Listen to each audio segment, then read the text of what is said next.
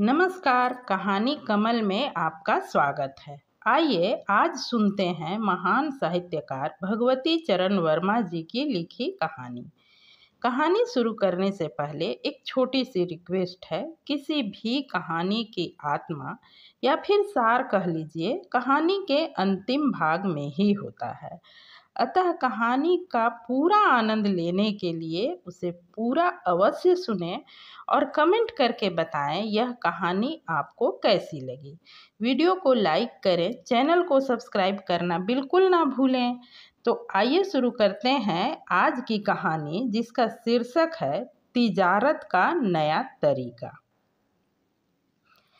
मुंशी उल्फत राय के शराब के नशे में 3 मंजिले से उड़ने की कोशिश करने पर वहां से गिरकर मर जाने की सूचना तार द्वारा जिस समय उनके एकमात्र सुपुत्र तथा उत्तराधिकारी मुंशी खुशबख्त राय उर्फ मिस्टर के राय के पास आई, उस समय वे एक एंग्लो इंडियन गर्ल के कारण एक टॉमी से पिटने के बाद अस्पताल से मरहम पट्टी करवाकर अपने कमरे में दर्द से कराह रहे थे। इतवार का दिन था। मैं अपने मित्रों के साथ बैठा हुआ ब्रिज खेल रहा था। नौकर ने आकर इतला दी कि मिस्टर के राय ने मुझे सलाम भेजा है और मुझे उठना ही पड़ा। वहां से उठना कुछ अखरा, पर करता क्या। खुशबख्त राय मेरे सबसे घनिष्ठ मित्र थे। मुझे देखते ही खुशबख्त राय ने तार मेरे सामने फेंक दिया। तार मैंने पढ़ा। मुख कुछ गंभीर हो गया, स्वर कुछ भारी। मैंने कहा, अरे दोस्त, मुझे सख्त अफसोस है। एक हल्की मुस्कुराहट खुशबख्त राय के मुख पर आई। अफसोस की ऐसी कोई खास बात तो नहीं है। जो होना था वही हुआ। आखिर बाबूजी को मरना तो था ही। बीमार होकर महीनों चारपाई पर कराह कर तिल तिल कर मरने की जगह कुछ क्षणों में ही उनके प्राण निकल गए। यह उनके लिए ही अच्छा हुआ। मैंने कहा, यह तो ठीक है, पर तुम अनाथ हो गए। सारा उत्तरदायित्व तो अब तुम्हारे ऊपर आ पड़ा। पिता की मृत्यु तो लड़के के लिए बहुत बड़ी विपत्ति है। पर खुशबख्त राय पर उसका भी कोई असर न हुआ। ठीक कहते हो, पर किया क्या जाए। आखिर एक दिन तो घर का उत्तरदायित्व तो मुझ पर आना ही था। कल की जगह हुआ आज ही मुझ पर आ गया। और देखो, उत्तरदायित्व तो एक अयोग्य आदमी से उतरकर योग्य आदमी पर आ गया है। यह भी कुछ बुरा नहीं है। खुशबख्त राय ने जो कुछ कहा उसमें सत्य का कुछ अंश अवश्य था। मुंशी उल्फत राय ने अपने पिता से 2 गांव, 16 आने, एक बड़ी हवेली, एक फीटन और 15,000 रुपये नकद पाए थे। अपने 20 वर्ष के शासन काल में उनके दोनों गांव बिक गए थे। 15,000 रुपया उड़ गया था और फीटन टूट गई थी। पर मुझे इसमें शक था कि उल्फत राय और खुशबख्त राय, इन दोनों में अधिक योग्य कौन है। मैं एक कुर्सी पर बैठ गया, सर झुकाए हुए, उसी तरह जिस तरह कोई भी मातम पुरसी करने वाला बैठता है। थोड़ी देर तक चुप रहने के बाद खुशबख्त राय ने कहा, भाई सुरेश, मैं समझता हूँ कि मुझे घर जाना चाहिए और तुम देखते हो कि मैं उठने के काबिल नहीं हूँ। इसलिए तुम्हें बुलाया है कि तुम मेरे घर तक मुझे पहुँचा दो। यह बात मेरी समझ में जरा कम आई। मैंने कहा, भाई देखो, यूनिवर्सिटी का अभी बहुत कामकाज करना है। फिर आज शाम को मिस का डांस है और कल लोफर्स मनलाइट में बोटिंग क्लब की बैठक है और परसों है। हाँ, स्टेशन तक चलकर तुम्हें गाड़ी पर लाद अवश्य दूंगा। पर खुशबख्त राय को उस समय तुलसीदास की एक चौपाई याद आ गई, जो मैंने उनसे 10 रुपये मांगने के समय, ये 10 रुपये जो मैंने ब्रिज में हारा था, और अगर उसी समय न दे देता तो मेरी इज्जत जाती रहती। और दुर्भाग्यवश मेरे पास रुपए थे नहीं। उनको सुनाई थी और जिसको सुनते ही उन्होंने 10 रुपए का नोट मुझे दे दिया था। उन्होंने मेरे ही स्वर में चौपाई पढ़ी, धीरज धर मित्र अरुणारी, आपातकाल परखिए चारी। इस चौपाई को सुनते ही मैं निरुत्तर हो गया। मुझे उनके साथ उनके घर तक जाना ही पड़ा। मुंशी उल्फत राय की बीबी, अथवा यूँ कहिए कि मिस्टर के राय की माता का देहांत हो चुका था और खुशबख्त राय की बीबी अपने मायके में थी। घर में मुंशी उल्फत राय की मृत्यु पर रोने वाले में सिवा एक चमारिन के, जिसको 5 वर्ष पहले उल्फत राय ने घर में डाल लिया था, और कोई न था। और वह चमारिन भी मुंशी उल्फत राय की मृत्यु पर रो रही थी या उस घर से अपने निकाले जाने की आशंका पर रो रही थी, यह कहना कठिन है। मैं दूसरे दिन सुबह ही लौट आया और अपने कामकाज में लग गया। हाँ, खुशबख्त राय की अनुपस्थिति मुझे ही क्या, हम लोगों की पार्टी को बुरी तरह अखर रही थी, पर करते क्या, मजबूरी थी। इतना निश्चय था कि 13 दिन तक वे किसी तरह नहीं आ सकते। और 13 दिन बीत गए, मुंशी खुशबख्त राय तो नहीं आए। उनका एक पत्र अवश्य आया। उसमें उन्होंने लिखा था कि जायदाद का हिसाब वे समझ रहे हैं, अभी कुछ दिन घर में और ठहरना होगा। यह घटना जनवरी की थी। फरवरी आई और निकल गई, मार्च आया निकल गया। एमए की परीक्षा शुरू होने वाली थी। हम लोगों की पढ़ाई लिखाई जोरों पर थी। एक दिन क्या देखते हैं कि मिस्टर के राय का तांगा बोर्डिंग के फाटक पर रुका। दौड़कर हम लोगों ने उनका स्वागत किया। बहुत दिनों से बिछड़े हुए मित्र गले मिले। सूचित होकर जब मिस्टर खुशबख्त राय बैठे, तब मैंने उनसे पूछा, कहो भाई, क्या इस साल परीक्षा देने का विचार नहीं है? नहीं। क्यों? खुशबख्त राय मुस्कुराए। परीक्षा देकर क्या करूँगा? एमए पास करके कौन सी नौकरी मेरे वास्ते रखी है? 40-50 रुपए की कलरकी से तो भूखे मरना अच्छा। तो फिर करोगे क्या? एक अजीब शान के साथ मिस्टर खुशबख्त राय ने अपनी जेब से अपना पर्स निकालकर अपने सामने रख लिया। हम करेंगे क्या? तिजारत। जनाब, जो हवेली मेरे वालिद साहब ने मेरे वास्ते छोड़ी थी, वह भी कर्ज से लदी हुई थी। 20,000 में मैंने वह बेच दी। 20,000 में से 10,000 तो कर्ज वाले ले गए और 10,000 में से 5,000 मेरी बीबी ले गई। रह गए 5,000। सो जनाब, वह मेरे पर्स में है। तिजारत करने निकलूँगा। थोड़ी देर तक चुप रहकर उन्होंने फिर कहा, और सुरेश, तिजारत से ही आदमी अमीर हो सकता है। नौकरी करके आप करोड़पति नहीं बन सकते। तिजारत करो, तिजारत। और हम पढ़े लिखे लोग तिजारत करना नहीं चाहते, इसलिए तो बेकारी बढ़ रही है। फिर मैं कहता हूँ कि अगर ये निरक्षर मारवाड़ी लाखों रुपए तिजारत से पैदा कर सकते हैं, तो मैं क्यों नहीं इसमें सफल हो सकता, जबकि मैं काफ़ी शिक्षित हूँ। और तीसरे दिन मिस्टर खुशबख्त राय कलकत्ता के लिए रवाना हो गए। एमए पास करके मैंने वकालत पढ़ना आरंभ किया। 1 वर्ष बीत गया, पर मिस्टर खुशबख्त राय का कोई पता न चला। पहले तो कुछ दिनों तक पत्र व्यवहार हुआ और अंतिम सूचना मुझे यह मिली थी कि उन्होंने किसी विदेशी फर्म के एजेंसी ले ली। इसके बाद क्या हुआ यह मुझे मालूम न था, पर उसे जानने को मैं बड़ा उत्सुक था। और फिर एक दिन मिस्टर खुशबख्त राय लदे फदे हॉस्टल पहुँचे। उन्हें देखते ही मैं उछल पड़ा। नौकर से उनका सामान मैंने अपने कमरे में रखवाया। इस बार मिस्टर खुशबख्त राय कुछ अधिक तंदुरुस्त थे। कपड़े अधिक कीमती और बिल्कुल अप टू डेट थे। मुख पर ललाई थी और आँखों में चमक। और मैंने समझ लिया कि मिस्टर खुशबख्त राय व्यापार में फल फूल रहे हैं। दिन भर गपबाजी होती रही। रात के समय एकांत में हम दोनों अपने सुख दुख की बातें करने बैठे तो मैंने पूछा, कहो भाई, कलकत्ता में कैसी बीत रही है? मिस्टर खुशवक्त राय का मुख उतर गया। यार, कलकत्ता तो मैं छोड़ आया। अरे, आश्चर्य से मैंने पूछा। हाँ, दुनिया बड़ी बेईमान है और कलकत्ता तो बेईमानों का घर है।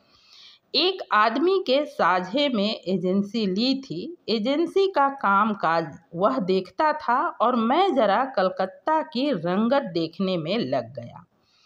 साल भर बाद उसने जब हिसाब किताब बताया तो मालूम ही हुआ कि 8,000 रुपया का घाटा आया है। उस 8,000 में 4,000 मेरे और 4,000 उसके थे।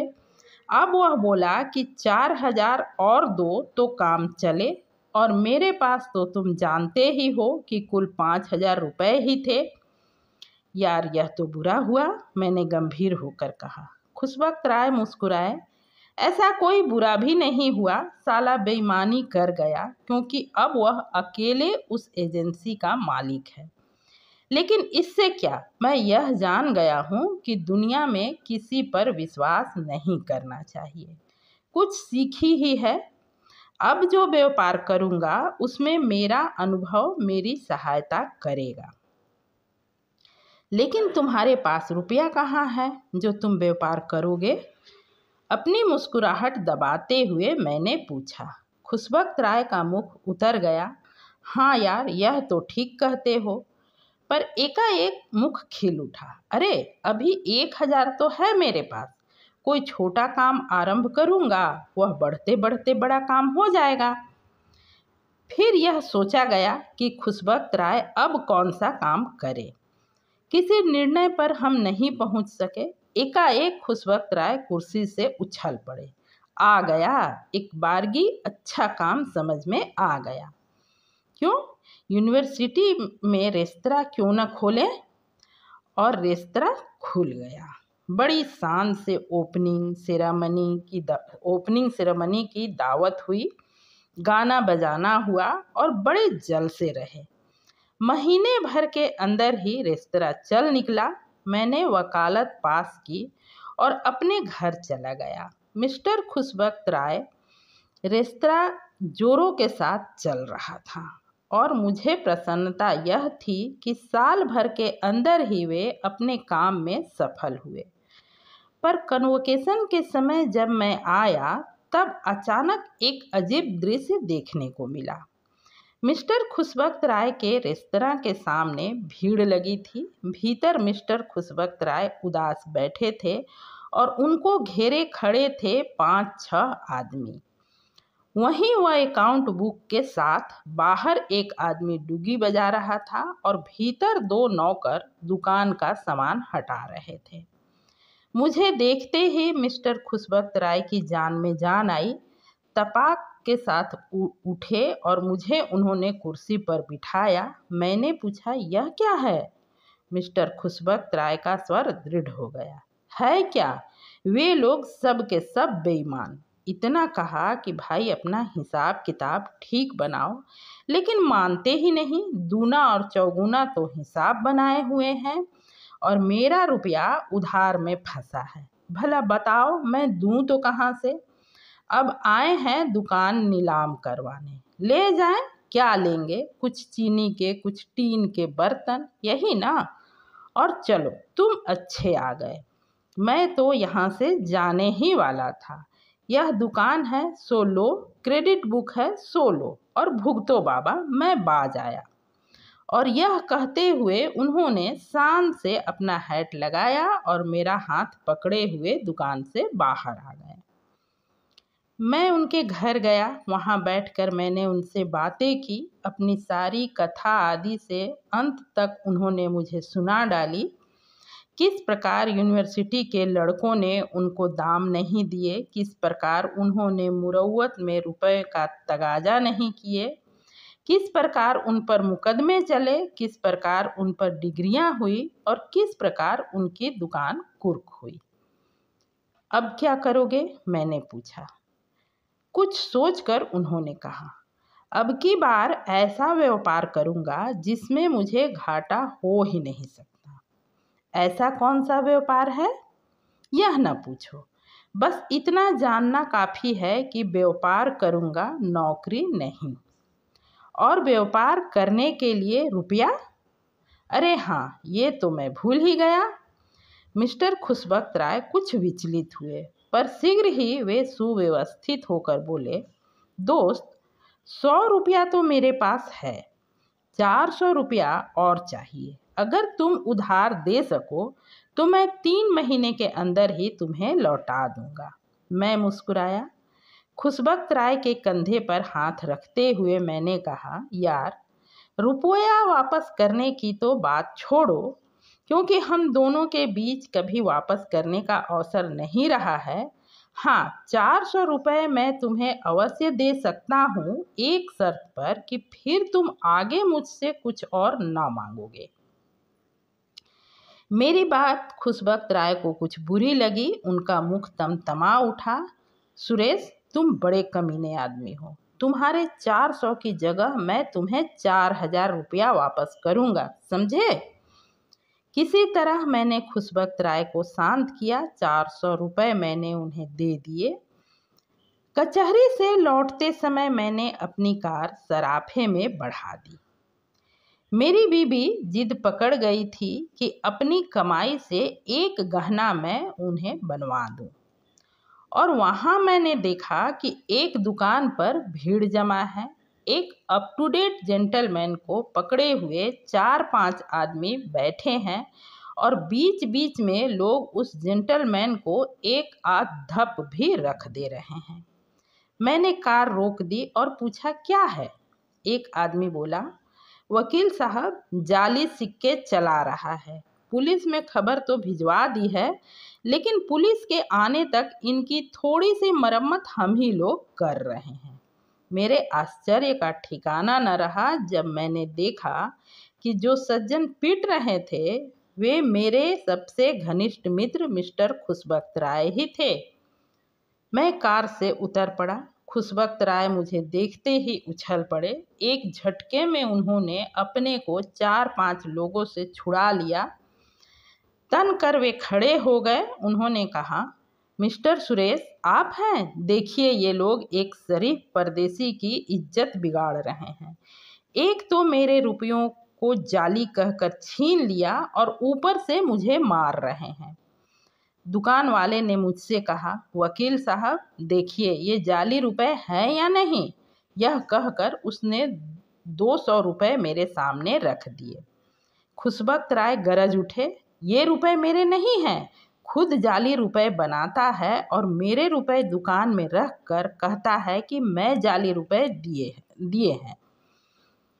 आने दो पुलिस को। और इतना कहकर तेजी के साथ अंग्रेजी में वे मुझसे मेरी कुशलक्षेम पूछने लगे।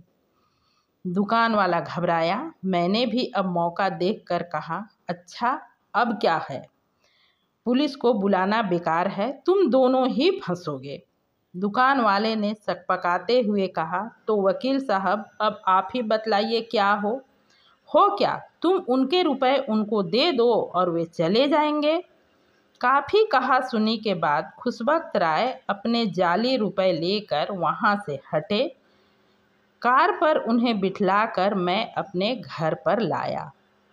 घर पर मैंने खुशबख्त राय से कहा, ये जाली रुपए लेकर क्यों घूम रहे हो? जानते हो कि उसमें तुम्हें क्या सज़ा हो सकती है? यार, क्या बतलाऊं, तौल में कुछ गलती हो गई। कैसी तौल? मैंने आश्चर्य से पूछा। बड़े इत्मीनान के साथ मिस्टर खुशबख्त राय ने कहा, आजकल मैं रुपया बनाने का रोजगार कर रहा हूँ। कुछ पैदा किया क्या? मैंने पूछा। नहीं, अभी तक तो सिर्फ मेरा ही खर्च निकल रहा है, और वह भी बड़ी मुश्किल से। इन रुपयों को निकालने वाला एजेंट जब तक नहीं मिलता तब तक वह काम अधिक नहीं चलता। थोड़ी देर तक रुककर उन्होंने फिर कहा, और अगर आज तुम ना आ गए होते तो मैं बड़ी मुसीबत में पड़ जाता। भाई, आज के अनुभव के बाद से यह काम भी छोड़ना जरूरी हो गया है। तो फिर अब क्या करोगे? मैंने पूछा। कुछ समझ में नहीं आता, कुछ न कुछ तो करना ही पड़ेगा। 1 हफ्ते बाद मिस्टर खुशवक्त राय मेरे मकान पर आए। उस दिन वे बड़े प्रसन्न दिखते थे। बातचीत होती रही। एकाएक उन्होंने मुझसे कहा, सुरेश, पैसा पैदा करने का एक बड़ा सुंदर तरीका मैंने ढूंढ निकाला है। वह क्या है? देखो, कल यहाँ के सबसे बड़े सेठ से मैं मिला। मैंने उससे कहा कि 1 हफ्ते के अंदर 5,000 रुपया मुझे दे दो, नहीं तो उसके बाद शहर के किसी भी चौराहे पर मैं तुम्हारे 5 जूते मारूंगा। तो तुम क्या समझते हो कि वह तुम्हें 5,000 रुपया दे देगा? क्यों नहीं? अगर उसे इज्जत बचानी है तो वह शर्तिया देगा, और अगर ना दे तो मैं उससे 5 जूते मारूंगा, और वह भी ठीक चौराहे पर जहां सब लोग देख सके। तो उसके लिए तुम्हें जेल जाना पड़ेगा। अरे जेल जाने से क्या हुआ? जहां महात्मा गांधी, पंडित जवाहरलाल जैसे बड़े आदमी जेल जाते हैं, वहां मुझे जेल जाने में क्या आपत्ति? वे लोग तो राजनीतिक कारणों से गए हैं, और मैं भी तो राजनीतिक कारणों से ही जाऊंगा। जानते हो कि मैं सोशलिस्ट हूँ। मैं धन के बराबर बंटवारे में विश्वास करता हूँ। सेठ के पास अधिक रुपया है और उसे इतना रुपया रखने का कोई अधिकार नहीं है। तुम्हारी सफलता की मेरी शुभकामना। यह कहकर मैं हंस पड़ा। और 15 दिन बाद खुशवक्त राय कचहरी में हाजिर किए गए। उन पर अभियोग था कि चौराहे पर उन्होंने सेठ को 5 जूते मारे।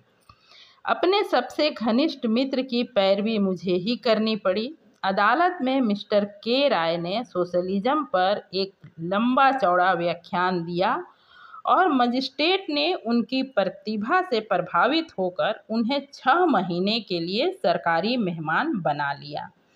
जिस समय खुशवक्त राय जेल जा रहे थे, उन्होंने मुझसे कहा, सुरेश, देखना, 6 महीने बाद जब मैं उस सेठ से कहूँगा कि अब की रुपया दो या बीच चौराहे पर फिर 5 जूते मारूंगा, तो इस बार वह शर्तिया रुपया दे देगा।